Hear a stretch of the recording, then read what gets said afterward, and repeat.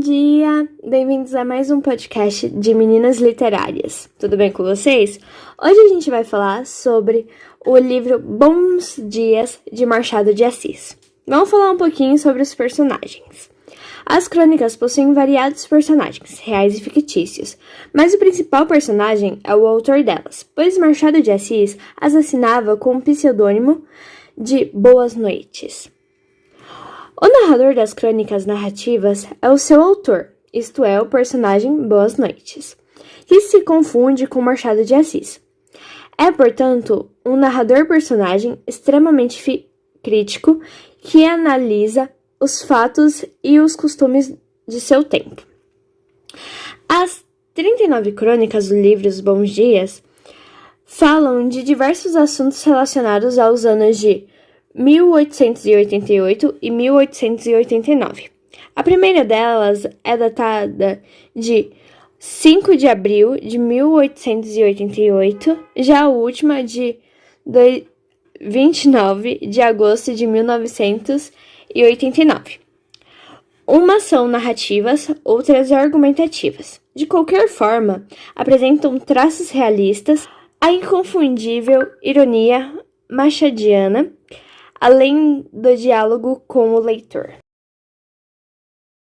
Na crônica sobre o dia 22 de março, o autor está contando sobre algumas palavras em francês e citando algo sobre o neologismo, que ele volta a falar em diversas partes da história.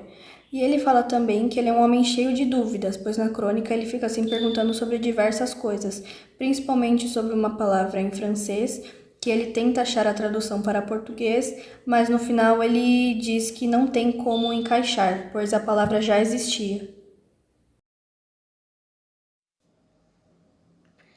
Dia 30 de março.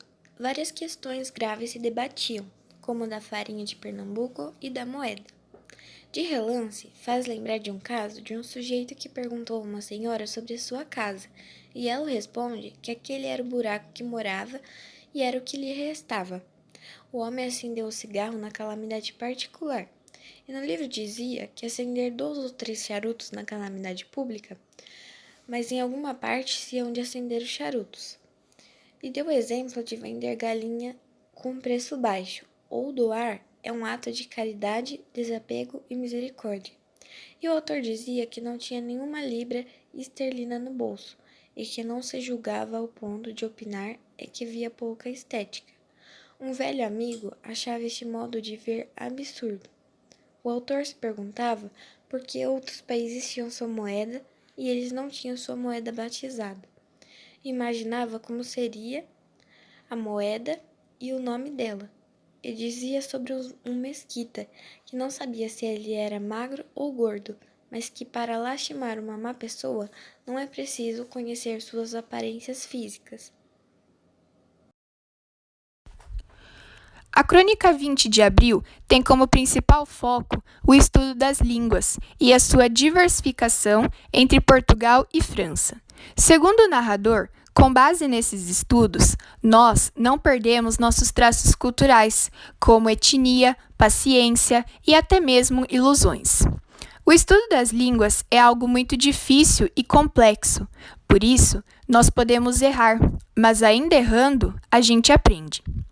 No entanto, o narrador ainda afirma que a ignorância é a mãe de todos os vícios, já que aquele que não conhece a diversidade linguística não consegue usufruir de todos os seus benefícios. Porém, vale ressaltar que sem a ignorância da língua e o amor da novidade, os vocábulos inventados não teriam esse certo sabor descabido. A crônica 20 de abril tem como principal foco o estudo das línguas e